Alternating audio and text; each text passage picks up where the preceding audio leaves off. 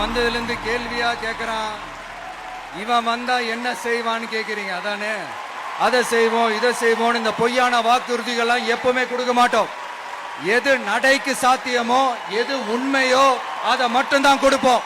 ஏழ்மை வறுமை இல்லாத தமிழகம், குடும்ப ஆதிக்கம் இல்லாத தமிழகம், ஊழல் இல்லாத தமிழகம், உண்மையான மக்களாட்சி, மனசாட்சி உள்ள மக்களாட்சி. கான்பிடண்டா இருங்க, நல்லதே நடக்கும், வெற்றி நிச்சயம். விஜய் உங்க விஜய் உயிரன வரனா, விஜய் உங்க விஜய் எளியவன் கொரனா,